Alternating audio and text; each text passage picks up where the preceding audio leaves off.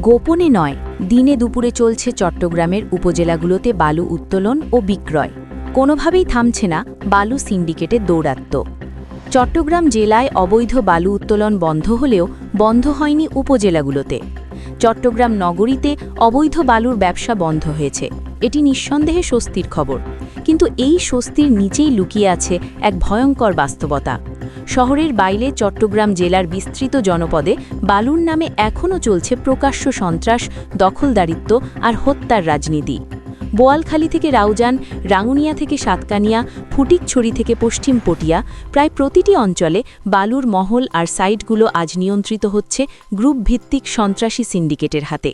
আমাদের চট্টলচিত্রের অনুসন্ধানে উঠে এসেছে কধুরখিল, চরণদ্বীপ, খরণদ্বীপ, ভান্ডারজুড়ি, কচুখাইন, পাঁচখাইন, বাগোয়ান, লাম্বুরহাট, কুয়েপাড়া, বেতাগি এইসব এলাকার নাম এখন শুধু ভৌগোলিক পরিচয় নয়, বরং অবৈধ অর্থনীতি ও অপরাধ চক্রের মানচিত্র। বিশেষ করে রাউজান, নোয়াপাড়া, রাঙ্গুনিয়া ও বোয়ালখালী এই ৩ এলাকার বালুর সাইটগুলো পরিণত হয়েছে সন্ত্রাসের আঁতুড়ঘরে।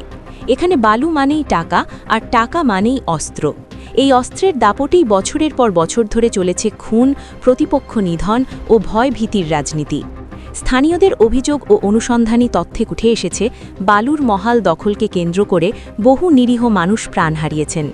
রাউজান ও রাঙ্গুনিয়ায় সংগঠিত একাধিক হত্যাকাণ্ডের পেছনে রয়েছে গ্রুপিং ও আধিপত্য বিস্তারের রক্তক্ষয়ী প্রতিযোগিতা।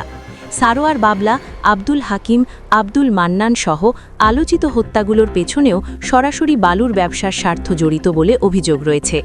এই বালুর ব্যবসার আড়ালে একটি সংঘবদ্ধ চক্র দীর্ঘদিন ধরে হত্যা, সন্ত্রাস ও দখলদারিত্বের রাজনীতি চালিয়ে যাচ্ছে।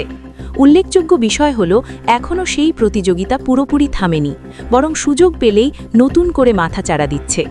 চট্টগ্রাম নগরীতে এই অবৈধ বালুর সাইট বন্ধের ক্ষেত্রে কঠোর ও দৃঢ় অবস্থান নিয়েছেন CMP police commissioner Hasib Aziz. পুলিশের ধারাবাহিক অভিযান ও শক্তিশালী পুলিশিংয়ের ফলে নগরীর বালুর সাইটগুলো বন্ধ করতে বাধ্য হয়েছে সংশ্লিষ্ট চক্র। এই পদক্ষেপ নগরবাসীর মধ্যে আস্থার জন্ম দিয়েছে। সাদা কালো মাল্টিমিডিয়া নিউজ হাউজের অনুসন্ধানী টিম সরেজমিনে বোয়ালখালী, রাউজান, নোয়াপাড়া, রাঙ্গুনিয়া সহ জেলার বিভিন্ন বালুর সাইট ও মহল পরিদর্শন করেছে। চট্টলচিত্রসহ একাধিক গণমাধ্যমে ধারাবাহিকভাবে প্রতিবেদন প্রচারের পর নগরীর বালুর সাইট বন্ধে প্রশাসন বাধ্য হলেও জেলায় সেই দৃশ্যমান পদক্ষেপ এখনও অনুপস্থিত। এই প্রতিবেদনের মাধ্যমে জেলা পুলিশ ও সংশ্লিষ্ট প্রশাসনের দৃষ্টি আকর্ষণ করা হচ্ছে।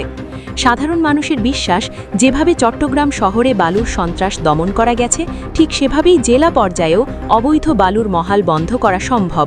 প্রয়োজন শুধু দৃঢ় রাজনৈতিক সদিচ্ছা, সমন্বিত প্রশাসনিক উদ্যোগ এবং ধারাবাহিক অভিযান। কারণ বালু শুধু নদীর সম্পদ নয়, চট্টগ্রামে তা আজ পরিণত হয়েছে রক্ত, লাশ আর আতঙ্কের গড়া এক ভয়ঙ্কর অর্থনীতিতে। এখন প্রশ্ন একটাই, শহরে যখন আইন কার্যকর হয়, জেলায় তা কেন থামে?